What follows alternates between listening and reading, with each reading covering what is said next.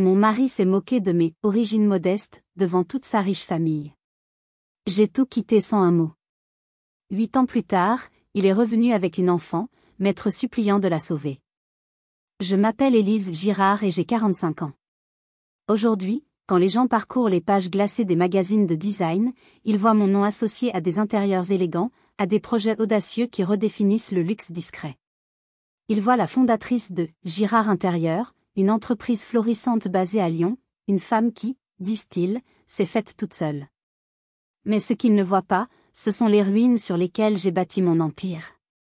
Ils ne voient pas la jeune femme que j'étais il y a une décennie, une femme dont les rêves ont été méthodiquement piétinés par la famille de l'homme qu'elle aimait. Mon mari s'est moqué de mes origines modestes devant toute sa riche famille. J'ai tout quitté sans un mot. 8 ans plus tard, il est revenu avec une enfant, me suppliant de la sauver. Si vous aimez les histoires où la justice finit par triompher, où la résilience se transforme en une victoire éclatante, alors installez-vous confortablement. Avant de plonger au cœur de ce drame qui a bouleversé ma vie, j'aimerais beaucoup savoir d'où vous m'écoutez. Dites-moi dans les commentaires votre ville ou votre pays, et l'heure qu'il est chez vous. C'est fascinant de voir jusqu'où ces histoires voyagent.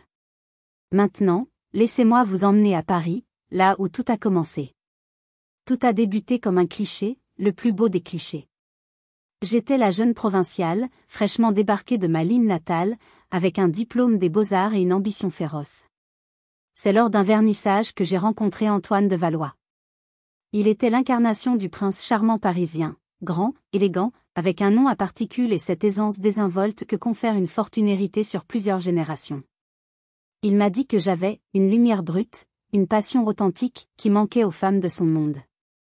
Et comme une idiote, je l'ai cru. Je suis tombée amoureuse de l'homme, mais aussi du rêve qu'il représentait. Notre mariage fut un événement mondain. J'ai emménagé dans son somptueux appartement de l'avenue Montaigne, un monde de moulures dorées, de soieries et de silence pesant. Très vite, j'ai compris que j'étais une pièce rapportée, une curiosité. Sa mère, Geneviève de Valois, matriarche au sourire glacial et au collier de perles impeccables, a orchestré ma mise à l'écart avec une précision chirurgicale. Ce n'était jamais frontal. C'était une pique sur ma robe lors d'un dîner, oh, c'est très coloré, ma chère. Très lillois. C'était une remarque condescendante sur mes parents, des gens charmants, bien sûr. C'est admirable, ce que font les ouvriers. J'ai vite appris que dans son monde, admirable était le pire des anathèmes. Je vivais dans une opulence qui me laissait un goût de cendre dans la bouche. Je me sentais constamment jugée, évaluée, et toujours trouvée insuffisante. Antoine, lui, était aveugle ou choisissait de l'être. « Tu es trop sensible », me disait-il. Mère est de la vieille école, c'est tout. Mais je savais que ce n'était pas ça. C'était un mépris de classe, profond et immuable. Je me réfugiais dans mon travail, seul sanctuaire où je pouvais encore exister par moi-même. Mais même ce refuge, ils allaient bientôt me le prendre. Au milieu de cette prison dorée, mon travail était ma seule évasion. J'avais fondé une minuscule structure, travaillant depuis un petit bureau aménagé dans une des chambres de service de l'appartement. Je passais mes journées à démarcher, à créer mon portfolio, à rêver de projets qui porteraient ma signature. Après des mois d'efforts acharnés, j'ai décroché un rendez-vous qui pouvait tout changer. Monsieur Vasseur, un magnate de l'immobilier, cherchait un designer pour son penthouse personnel près du Trocadéro. Un projet colossal, avec un budget quasi illimité. Le premier rendez-vous a été magique. Monsieur Vasseur était un homme direct, exigeant, mais il a été séduit par ma vision. Je ne lui ai pas parlé de marbre rare ou de lustre en cristal. Je lui ai parlé de lumière, d'espace, de la manière dont un lieu de vie pouvait raconter une histoire, son histoire. Mon approche était différente, plus humaine, plus sensible. À la fin de la réunion, il m'a serré la main. Jeune femme, m'a-t-il dit, j'ai vu défiler les plus grands noms de Paris. Vous êtes la première qui me parle de poésie et non de prix. Préparez-moi une proposition. Pendant 2 semaines, je n'ai ni dormi ni mangé. J'ai mis toutes mes tripes dans ce projet. J'ai créé des planches d'inspiration, des modélisations 3D, j'ai trouvé des artisans d'exception. Ma proposition n'était pas un simple devis, c'était un manifeste. Antoine regardait mon agitation avec un mélange d'amusement et d'irritation. Ne t'emballe pas trop, me conseillait-il. Ces gens-là sont imprévisibles.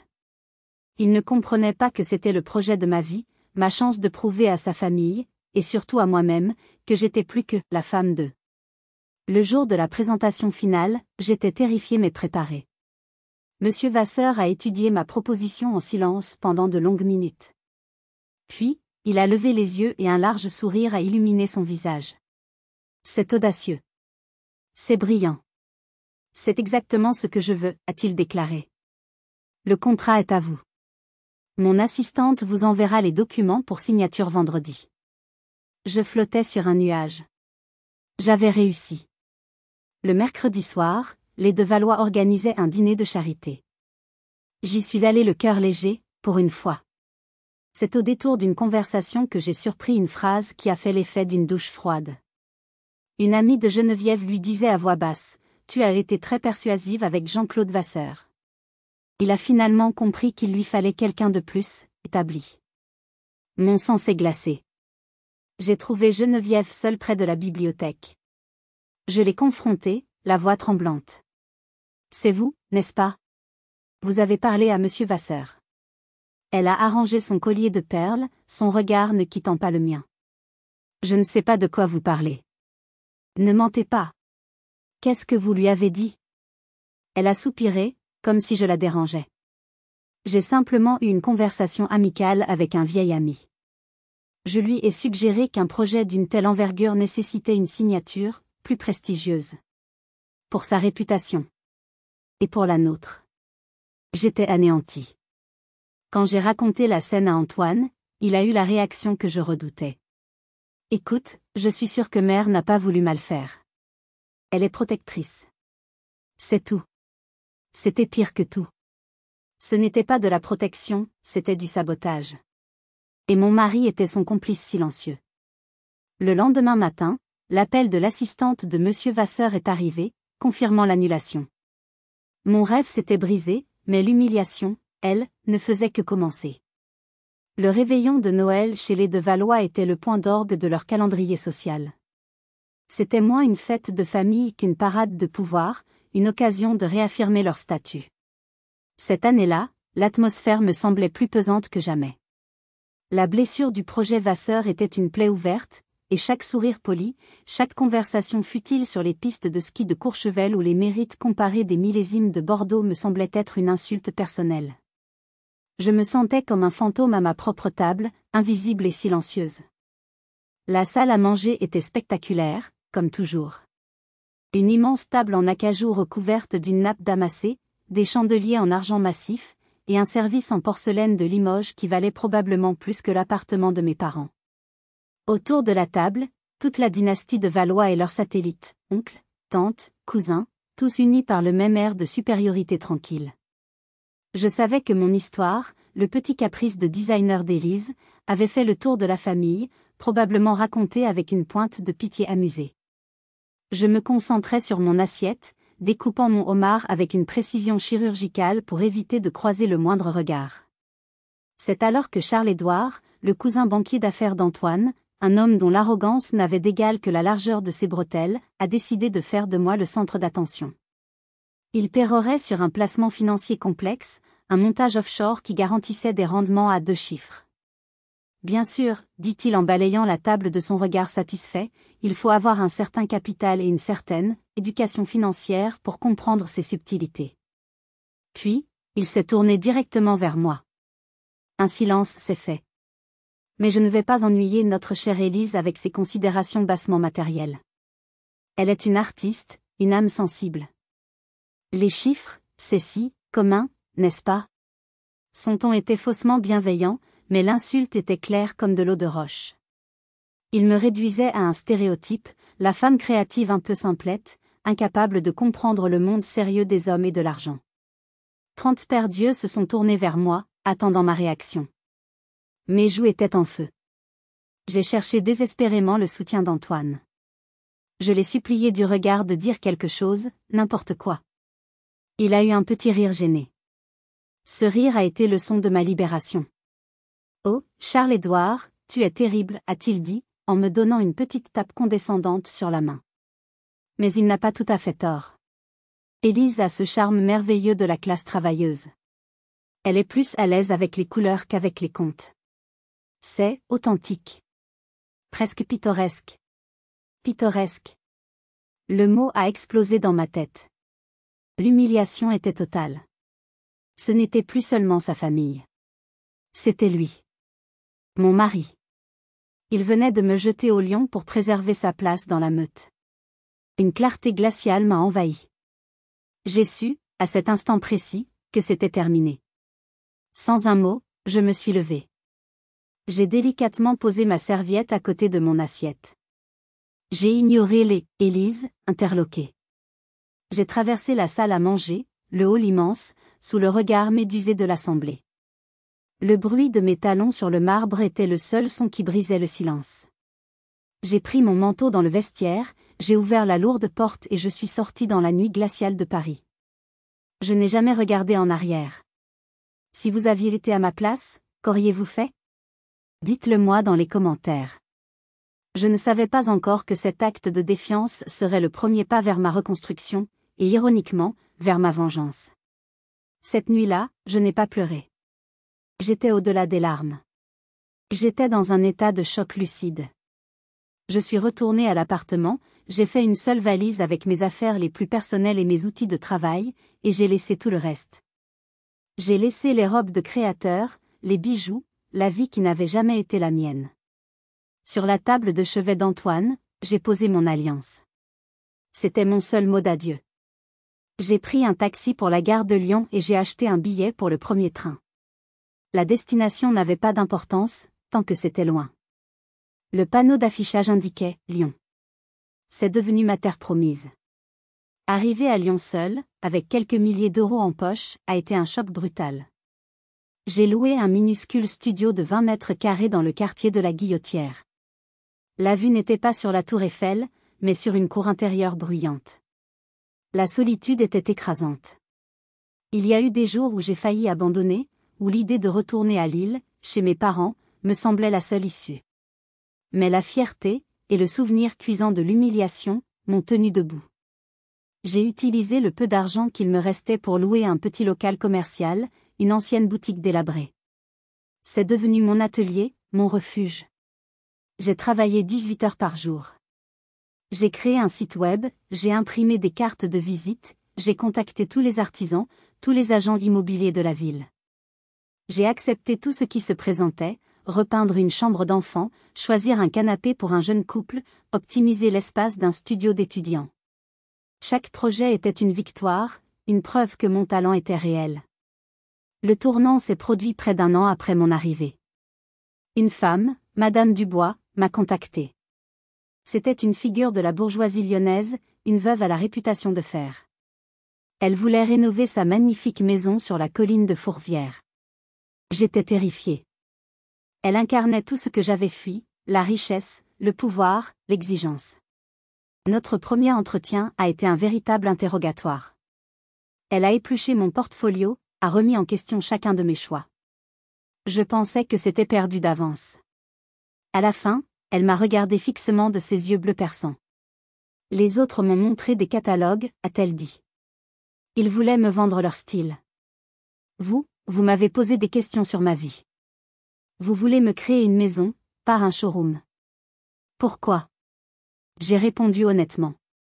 Parce qu'un lieu de vie doit être le reflet de l'âme de ceux qui y habitent, pas celle du designer. Elle a eu un mince sourire. Vous avez du cran, jeune femme. Et vous avez faim. J'aime ça. Le projet est à vous. Ce chantier a été mon salut. Madame Dubois est devenue plus qu'une cliente, une mentor. Le résultat a dépassé toutes nos espérances et a été publié dans le plus grand magazine de décoration français. Du jour au lendemain, mon téléphone n'arrêtait plus de sonner. Girard Intérieur était né. Je pensais avoir enfin tourné la page. Mais la vie, avec son ironie cruelle, allait bientôt me rappeler que le passé n'est jamais vraiment mort. Les 8 années qui ont suivi ont été un tourbillon. Un tourbillon de travail, de créativité et de succès. Girard Intérieur est passé d'une entreprise unipersonnelle à une agence reconnue, avec une équipe de 12 personnes talentueuses. Nous avions des projets dans toute la France, en Suisse, en Belgique. J'avais gagné des prix, j'étais invité à des conférences. J'avais remboursé mes dettes, acheté un appartement magnifique qui était mon havre de paix, et j'avais même commencé à investir prudemment. J'étais devenue la femme que j'avais toujours rêvé d'être, indépendante, respectée, épanouie. Le souvenir de Paris s'était estompé. Il était devenu une histoire lointaine, une cicatrice qui ne faisait plus mal. Le nom, de Valois, ne provoquait plus en moi qu'une vague indifférence. Je savais, par des bribes d'informations mondaines, qu'Antoine s'était remarié à une riche héritière et qu'ils avaient eu une fille. Je leur souhaitais sincèrement d'être heureux, loin de moi. Ce mardi matin de mars a commencé comme n'importe quel autre jour. J'étais arrivé tôt à l'agence, une belle lumière printanière inondait mon bureau surplombant la Saône. J'étais en pleine réunion avec mon équipe de designers, nous étions en train de finaliser les plans d'un boutique-hôtel à Megève. L'ambiance était électrique, créative, joyeuse. C'était mon monde, un monde que j'avais bâti de mes propres mains. C'est alors que mon assistante, la douce et efficace Léa, est entrée dans la salle de réunion, une expression inhabituellement grave sur le visage. Elle s'est approchée de moi et m'a glissé une note à l'oreille. « Élise, je suis vraiment désolée de t'interrompre. Il y a un homme au téléphone, un certain Antoine de Valois. Il insiste. Il dit que c'est une urgence absolue, une question de vie ou de mort. » Le nom a frappé comme un gong funèbre. Le brouhaha joyeux de la réunion s'est transformé en un silence assourdissant dans ma tête. Mon cœur a eu un raté. Antoine. Après 8 ans de néant. Ma première réaction a été un refus violent. Dis-lui que je ne suis pas disponible. Ni maintenant, ni jamais. Mais Léa a ajouté, il pleurait, Élise. Pleurer? Antoine de Valois? L'homme que je n'avais jamais vu verser une larme, même pas de crocodile? La curiosité, plus forte que la rancune, a pris le dessus. Qu'est-ce qui pouvait bien pousser cet homme à un tel état? J'ai fait signe à mon équipe de continuer sans moi. Je suis retournée dans mon bureau, les jambes flageolantes. Chaque pas me ramenait 8 ans en arrière. J'ai regardé la lumière clignotante du téléphone. C'était comme regarder une bombe à retardement. J'ai respiré un grand coup, j'ai fermé les yeux, et j'ai décroché. Oui, ai-je dit, ma voix sonnant étrangement calme. Il y a eu un instant de silence, puis une voix brisée, presque méconnaissable, a murmuré, « Élise. C'est Antoine. J'ai besoin de ton aide. » Mon premier réflexe a été de raccrocher, mais il a ajouté une phrase qui a figé le temps, « C'est à propos de Chloé. » Le nom, Chloé, flottait dans le silence de mon bureau. Je savais que c'était le nom de sa fille, l'enfant qu'il avait eu avec sa nouvelle femme. Une vague d'agacement m'a submergée. Qu'est-ce que j'avais à voir avec ça? Antoine, je suis désolée si ta fille a un problème, mais je ne vois vraiment pas en quoi je peux t'aider. Tu devrais appeler tes amis, ta famille. Ma voix était délibérément froide, une muraille de glace érigée pour me protéger. Non, tu ne comprends pas, a-t-il sangloté à l'autre bout du fil. Personne ne peut nous aider. Sauf toi. Sa détresse était palpable, si intense qu'elle a commencé à fissurer ma carapace. Elle est malade, Élise. Très malade. Elle a une forme rare et agressive de leucémie. La chimiothérapie ne fonctionne pas comme elle le devrait. Les médecins ont été clairs, sa seule et unique chance de survie est une greffe de moelle osseuse. Malgré toute la rancœur que j'éprouvais, mon cœur s'est serré. Une enfant. Une petite fille qui se battait pour sa vie. C'est une terrible nouvelle, Antoine, ai-je dit, ma voix s'adoucissant malgré moi. Mais il existe des registres de donneurs, des millions de personnes. On a tout essayé, m'a-t-il interrompu, sa voix montant d'un cran dans la panique. Nous avons testé toute la famille, des deux côtés. Personne n'est compatible. Nous avons lancé des recherches sur les registres nationaux, puis mondiaux. Rien. Pas un seul donneur compatible sur la planète. Ces marqueurs HLA sont, selon les médecins, d'une rareté extrême. Un silence lourd s'est installé. Je pouvais presque sentir son désespoir à travers le combiné. Je sentais qu'il n'avait pas encore dit le plus important, la véritable raison de cet appel insensé. Alors, Pourquoi moi, Antoine, ai-je demandé doucement. Pourquoi m'appelles-tu? Il a pris une inspiration tremblante, comme s'il rassemblait le courage de sauter d'une falaise.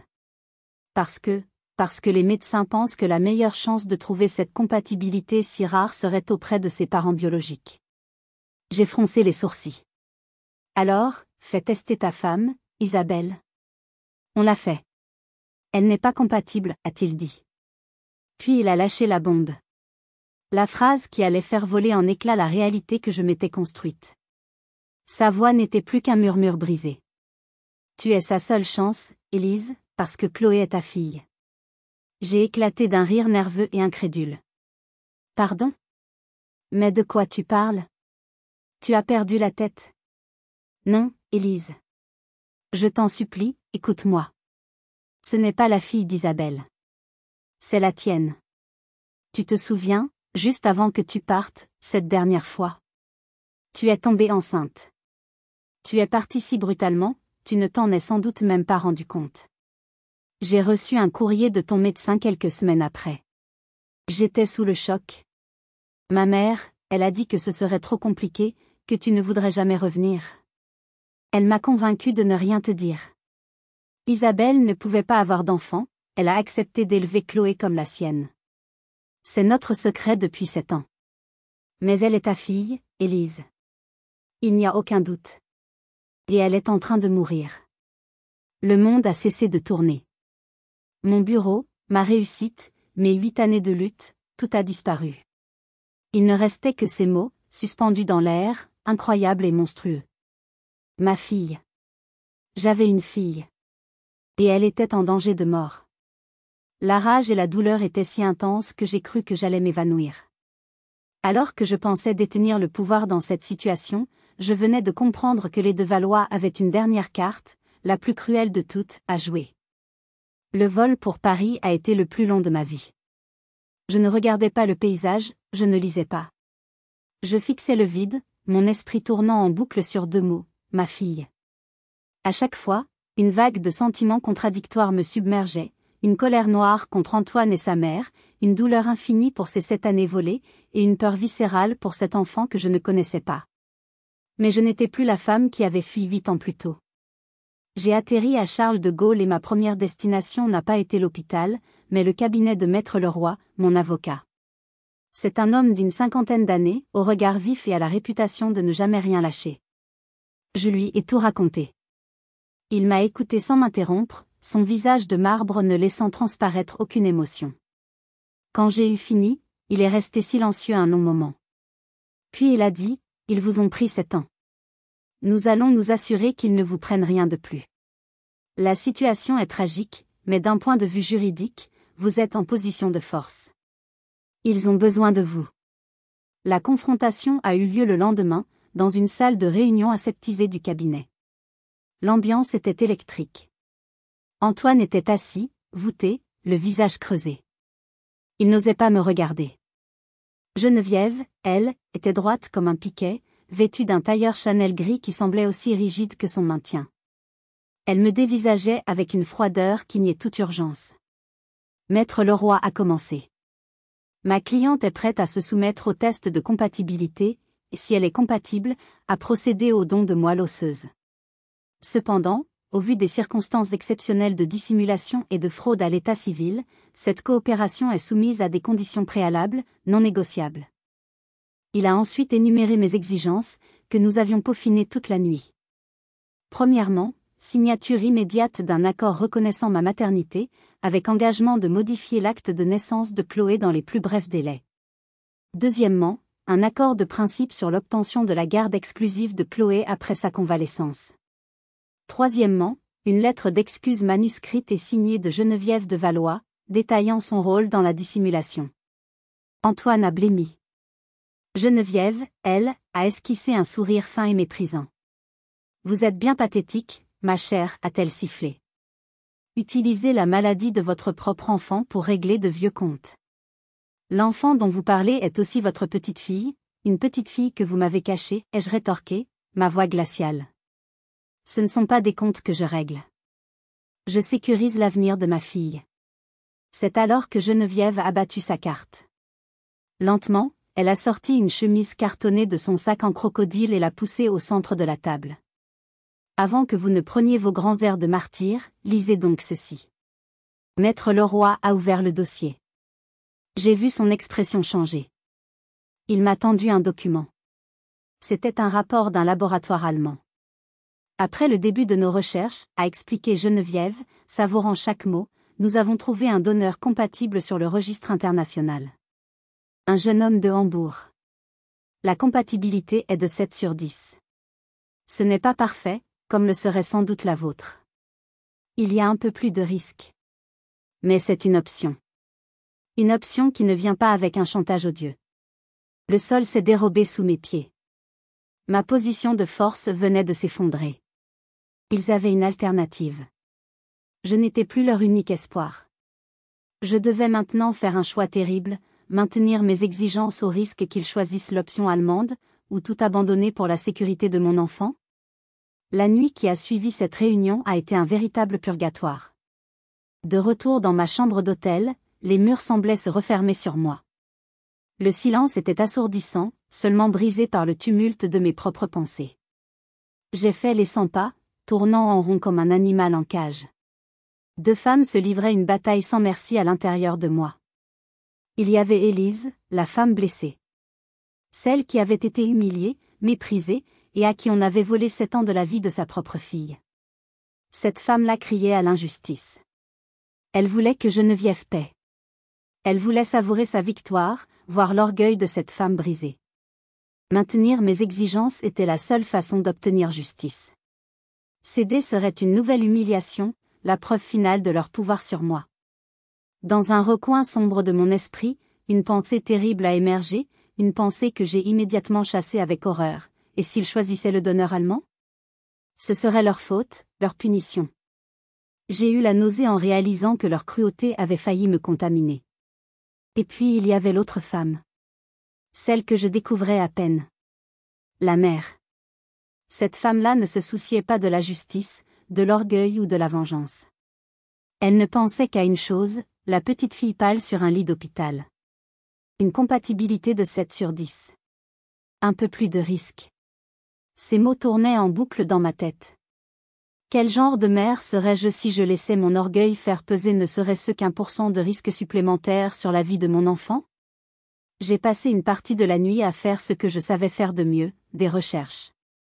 J'ai contacté, via un réseau professionnel, un éminent professeur en hématologie à l'hôpital Saint-Louis. Je lui ai exposé la situation de manière anonyme. Sa réponse, au téléphone, a été sans appel. Madame, pour une leucémie agressive chez un enfant, la différence entre une compatibilité de 7/10 et une compatibilité parfaite d'un parent est la différence entre l'espoir et la quasi-certitude. Le risque de maladie du greffon contre l'hôte, de rejet, ou d'infection post-greffe est exponentiellement plus élevé. Si vous avez l'option parfaite, la question ne se pose même pas. Ces mots ont été comme un éclair. La bataille intérieure a cessé. Il n'y avait plus de choix à faire. Il n'y en avait jamais eu. Au lever du jour, épuisée mais sereine, j'ai appelé Maître Leroy. Préparez un nouvel accord, lui ai-je dit, ma voix claire et ferme. Nous abandonnons la demande de garde et la lettre d'excuse. Nous ne gardons qu'une seule clause, la plus importante.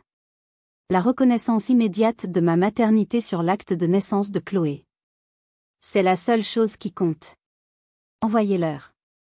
C'est à prendre ou à laisser. C'était un sacrifice immense. Je renonçais à faire payer Geneviève pour sa cruauté. Je renonçais à la justice que je méritais. Mais en échange, j'assurais la meilleure chance de survie à ma fille. Et je gagnais la seule chose qui avait vraiment de la valeur, le droit d'être sa mère, aux yeux de la loi et du monde. J'avais perdu la guerre de l'orgueil, mais je venais peut-être de gagner la bataille pour ma fille. Le silence des de Valois en réponse à ma nouvelle proposition a duré 24 heures. 24 heures de torture, où chaque sonnerie de téléphone me faisait sursauter. Finalement, l'appel de Maître Leroy est tombé, ils ont signé. J'ai fermé les yeux, un flot de larmes silencieuses coulant sur mes joues. Ce n'étaient pas des larmes de joie, mais de soulagement pur, un soulagement si intense qu'il en était douloureux. La suite a été un enchaînement d'événements médicaux et émotionnels. Les tests ont révélé une compatibilité parfaite, comme prévu. Une semaine plus tard, j'étais dans une chambre d'hôpital, subissant le prélèvement de ma moelle osseuse. La procédure était inconfortable, mais la douleur physique n'était rien comparée à la tempête qui faisait rage en moi. Pendant que les médecins travaillaient, je pensais à elle, Chloé, ma fille, qui se battait pour sa vie à quelques étages de là. J'ai pu la voir le lendemain de la greffe. Je suis entrée dans sa chambre stérile, vêtue d'une blouse, d'un masque et de gants. Elle était si petite dans ce grand lit, reliée à une multitude de machines. Mais quand ses yeux, mes yeux, se sont posés sur moi, elle a souri. Un petit sourire fatigué, mais un sourire sincère. Les jours suivants, j'ai passé chaque instant autorisé à ses côtés. Pour elle, j'étais encore Élise, la gentille dame qui est venue m'aider. Nous avons développé notre propre rituel. Je lui apportais des carnets et nous dessinions pendant des heures. Je lui ai appris à mélanger les couleurs, à créer des ombres. Elle m'a raconté des histoires de princesses et de dragons. Un lien pur, presque magique, se tissait entre nous, loin du poison du monde des adultes. Je voyais une enfant pleine de vie, d'intelligence et d'une sensibilité à fleur de peau. Je tombais amoureuse de ma propre fille. Cependant, l'ombre des de Valois planait constamment. Quand Geneviève et Antoine venaient, l'atmosphère de la chambre changeait. Chloé devenait plus tendue. Son regard naviguait entre moi et eux, comme si elle essayait de déchiffrer un code complexe. Elle sentait la tension, l'hostilité latente.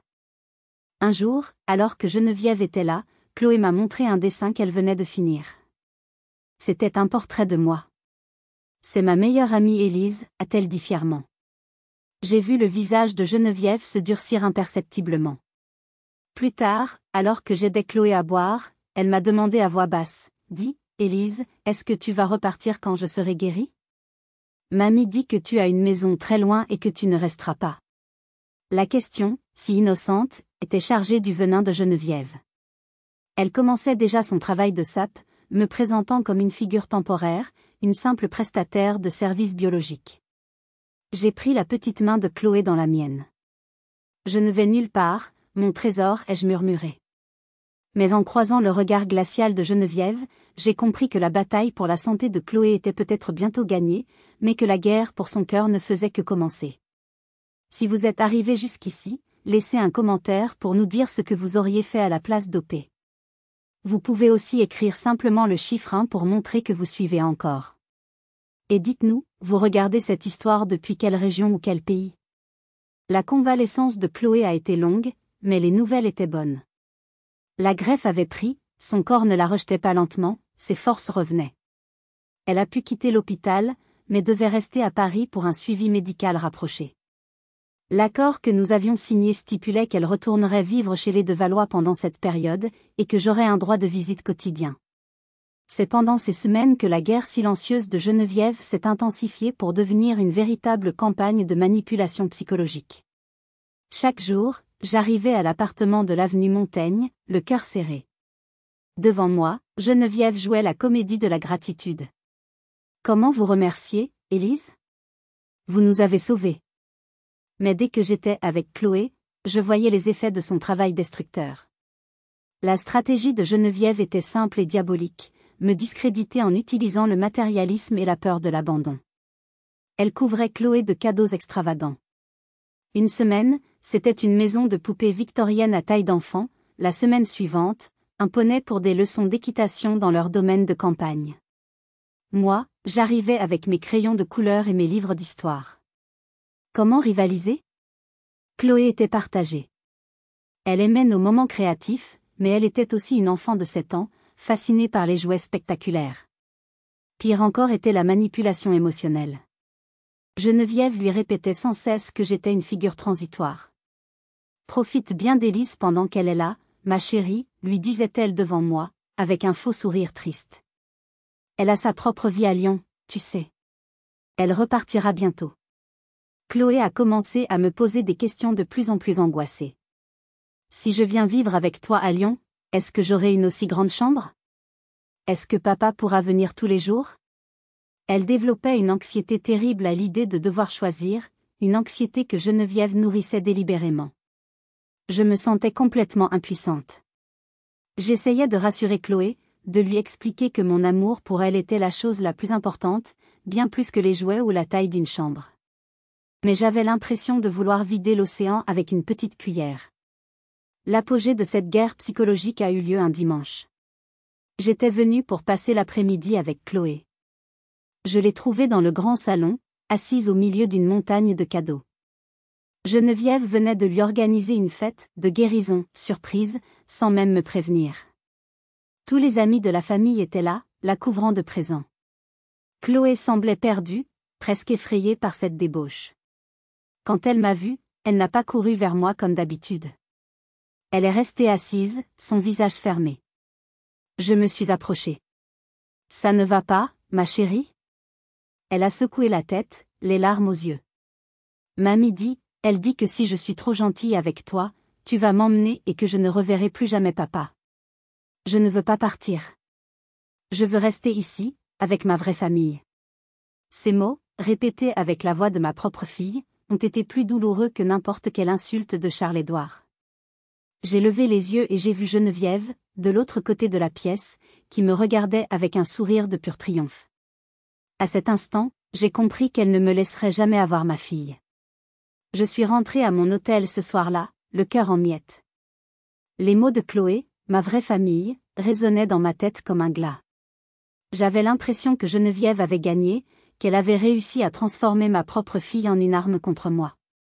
J'ai passé la nuit à pleurer, une nuit de désespoir comme je n'en avais pas connue depuis mon départ de Paris. Mais au matin, la tristesse avait laissé place à une colère froide, une détermination de fer. Je n'allais pas la laisser gagner. J'avais sacrifié mon orgueil, mais je ne sacrifierais pas ma fille. J'ai appelé Maître Leroy. La guerre psychologique doit cesser, lui ai-je dit. Dès que les médecins donneront leur feu vert définitif, nous devons lancer la procédure pour la garde. Je ne peux pas laisser Chloé dans cet environnement toxique une minute de plus. Nous avons commencé à monter notre dossier. Mais Geneviève avait un coup d'avance. 2 jours plus tard, un coursier m'a apporté une enveloppe à mon hôtel. Ce n'était pas une lettre, c'était une assignation en justice. J'ai lu le document, et le sang s'est retiré de mon visage. C'était au-delà de tout ce que j'aurais pu imaginer. Non seulement il lançait une procédure pour obtenir la garde exclusive de Chloé, mais il demandait également l'annulation pure et simple de la modification de l'acte de naissance. Leur argumentaire était un chef-d'œuvre de cynisme. Ils prétendaient que j'avais profité de leur vulnérabilité pour les contraindre à signer un accord sous la pression, et que, maintenant que l'enfant était guéri, il était dans son intérêt supérieur de rester avec la seule famille qu'elle avait toujours connue. Ils me rayaient de l'équation, comme si je n'avais été qu'une simple poche de sang, une ressource médicale qu'on pouvait maintenant jeter. C'était une déclaration de guerre totale. Ils voulaient m'effacer de la vie de ma fille, légalement et définitivement. J'ai senti une vague de panique m'envahir. Ils avaient les meilleurs avocats de Paris, des relations à n'en plus finir. Quelle chance avais-je ? Ce soir-là, alors que je sombrais dans le désespoir, mon téléphone a sonné. Numéro masqué. J'ai décroché, la gorge nouée. Élise ? C'était la voix d'Antoine. Une voix faible, hésitante. Qu'est-ce que tu veux encore ? Ai-je craché, toute ma douleur se transformant en agressivité. Écoute, je t'en supplie. Je ne suis pas d'accord avec ça. C'est ma mère, elle est hors de contrôle. Mais ce n'est pas pour ça que j'appelle. Je veux te prévenir. Me prévenir de quoi ? Elle ne se contentera pas du tribunal. Elle a engagé des détectives privés. Ils sont en train de retourner toute ta vie, à Lyon, à Lille. Ils cherchent n'importe quoi, une vieille dette, un ancien petit ami mécontent, un client insatisfait. N'importe quoi pour te salir, pour te faire passer pour une mère indigne, une personne instable. Elle veut t'anéantir, Élise. Sois prudente. Il a raccroché avant que je puisse répondre. Je suis restée figée. La lâcheté d'Antoine venait peut-être de me donner un avertissement crucial, mais elle confirmait surtout la monstruosité du combat qui s'annonçait. Ce n'était plus une bataille pour la garde d'un enfant. C'était une bataille pour ma survie. Le procès qui s'est ouvert quelques semaines plus tard a été le théâtre d'une violence psychologique inouïe. La salle d'audience du tribunal de grande instance de Paris est devenue mon champ de bataille quotidien. Chaque matin, je choisissais ma tenue comme un soldat choisit son armure. Des tailleurs sombres, structurés, des chemisiers blancs impeccables, des talons hauts qui martelaient le sol avec une assurance que je ne ressentais qu'à moitié. C'était une performance. Je devais paraître forte, stable, inébranlable. L'avocat des de Valois, maître Delacroix, était une sommité du barreau parisien, un homme au verbe haut et au cynisme sans limite. Il a commencé sa plaidoirie en me dépeignant comme une opportuniste sans cœur. Il a raconté notre histoire en la tordant, me présentant comme une jeune femme ambitieuse qui avait épousé Antoine pour son argent, et qui, après avoir échoué à s'intégrer, était partie sur un coup de tête. Selon lui, mon retour soudain n'était motivé que par la haine et le désir de détruire la famille qu'il avait rejetée. Jour après jour, il a fait défiler à la barre une série de témoins destinés à me discréditer. Un ancien client à qui j'avais dû réclamer un impayé est venu dire que j'étais agressive et obsédée par l'argent. Une vague connaissance de Paris a affirmé que j'étais émotionnellement instable. Les détectives privés de Geneviève avaient bien travaillé. C'était un portrait à charge, une accumulation de demi-vérités et de mensonges purs et simples. Assise sur mon banc, j'écoutais cette démolition en règle de ma vie et de ma réputation. C'était une torture. Chaque mot était une pierre jetée à mon visage. À l'intérieur, je hurlais. Mais à l'extérieur, je restais impassible, le regard fixé sur le juge. Je savais que la moindre fissure dans mon armure serait exploitée. Quand je sentais que j'allais craquer, je sortais discrètement de mon sac la photo de Chloé. Je la regardais et je me souvenais pourquoi j'étais là. Je n'étais pas là pour défendre mon honneur. J'étais là pour défendre son avenir. Quand ce fut notre tour, Maître Leroy a méthodiquement démonté leur argumentation. Il a prouvé que chaque témoin à charge avait des raisons personnelles de me en vouloir ou avait été payé. Il a produit mes bilans comptables, montrant une entreprise saine, construite à la sueur de mon front. Le moment le plus intense a été mon propre témoignage. Maître Delacroix m'a soumise à un contre-interrogatoire brutal. Madame Girard, admettez-le. Votre seule motivation dans cette affaire est la vengeance, n'est-ce pas? J'ai pris une seconde pour le regarder droit dans les yeux. Maître, vous parlez de vengeance. Moi, je vous parle d'amour.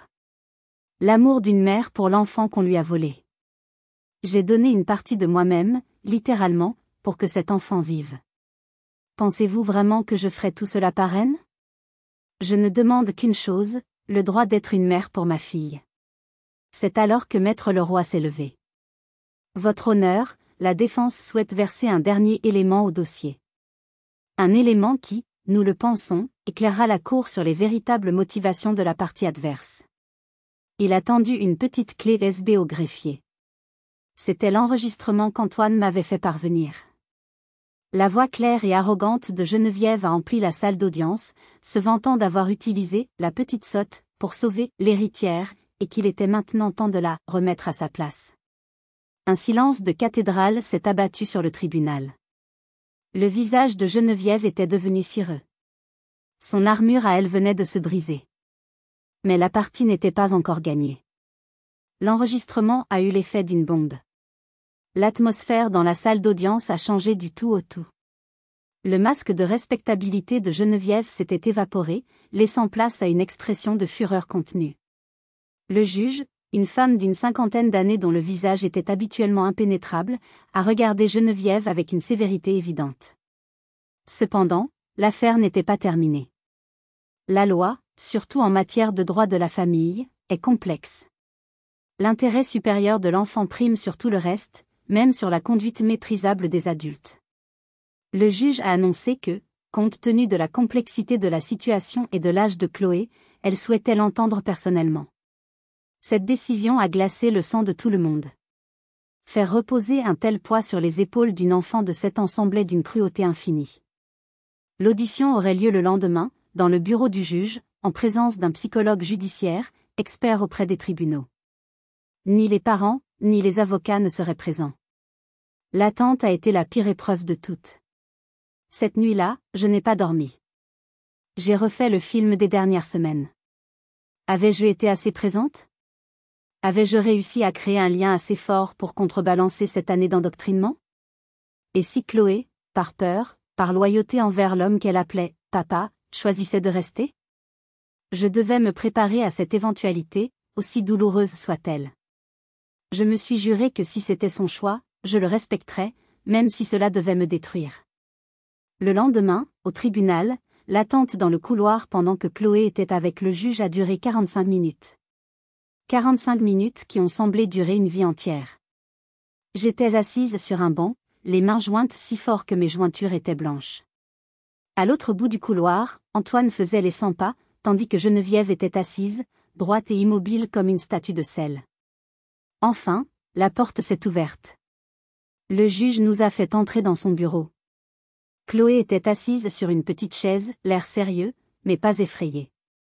Le juge nous a invités à nous asseoir, puis elle a pris la parole, sa voix douce mais ferme. J'ai eu une conversation très instructive avec Chloé, a-t-elle commencé. C'est une enfant d'une grande intelligence et d'une grande sensibilité. Elle a marqué une pause, et mon cœur a menacé de s'arrêter. En conséquence, et à la lumière de tous les éléments du dossier, le tribunal rend sa décision. L'acte de naissance modifié est confirmé. Madame Élise Girard est la mère de l'enfant. Concernant la garde, au vu des éléments de manipulation émotionnelle et de l'environnement instable que représente le domicile de Monsieur de Valois, la garde exclusive est confiée à Madame Girard. Un droit de visite progressif et médiatisé sera accordé au père. Des larmes que je ne pouvais plus retenir ont inondé mon visage. Chloé a couru vers moi et a sauté sur mes genoux. Je l'ai serrée contre moi, pleurant dans ses cheveux. J'ai murmuré, « Qu'est-ce que tu as dit au juge, mon amour ?» Elle a levé son petit visage vers moi et a dit, « Je lui ai dit la vérité. Je lui ai dit que mamie m'achète des jouets, mais que toi, tu m'apprends à dessiner des rêves. » La vie, après la tempête, a repris son cours, mais rien n'était plus comme avant. Tout était mieux. J'ai vendu mon appartement à Lyon et nous nous sommes installés, Chloé et moi, dans une maison avec un jardin, juste en dehors de la ville. Une maison remplie de lumière, de rire et de pots de peinture. La transition n'a pas été facile tous les jours. Chloé a dû s'adapter à une nouvelle ville, une nouvelle école. Elle voyait son père un week-end sur 2, dans un cadre neutre supervisé par un médiateur. Ces séparations étaient parfois difficiles pour elle. Il y a eu des larmes, des questions, des moments de confusion. Mais nous avons tout surmonté ensemble, avec patience, honnêteté et beaucoup d'amour. J'ai appris à être mère sur le tas. J'ai appris à faire des tresses, à soigner les genoux écorchés, à répondre à l'interminable flot de « pourquoi ». Et Chloé, de son côté, m'a appris à ralentir, à m'émerveiller d'un coucher de soleil, à construire des cabanes avec des couvertures dans le salon. Elle a rempli un vide en moi que je ne savais même pas exister. Mon travail a changé, lui aussi. Girard Intérieur est toujours une entreprise prospère, mais ma motivation n'est plus la même. Je ne cherche plus à prouver quoi que ce soit. Aujourd'hui, je choisis des projets qui ont du sens, comme la conception d'une aile pédiatrique pour un hôpital ou la création d'un centre d'accueil pour femmes. Ma plus grande fierté est le grand bureau à dessin que j'ai installé pour Chloé à côté du mien, à l'agence. Elle y passe des heures après l'école, créant des mondes imaginaires. En regardant en arrière, je réalise que cette épreuve m'a offert le plus beau des cadeaux. La cruauté des de Valois m'a forcé à trouver une force que j'ignorais posséder. Leur mensonge m'a finalement rendu ma fille. La victoire la plus éclatante n'est pas de les avoir vus perdre au tribunal. C'est de voir Chloé grandir, heureuse, équilibrée et libre. L'histoire de ma vie est un rappel que parfois, les plus grandes injustices peuvent mener aux plus belles renaissances. La vengeance la plus puissante n'est pas de rendre coup pour coup. C'est de construire une vie si pleine de joie, de sens et d'amour que le passé n'a plus de prise sur vous. Si vous avez aimé cette histoire, n'hésitez pas à cliquer sur « J'aime » et à vous abonner pour ne pas manquer les prochains récits.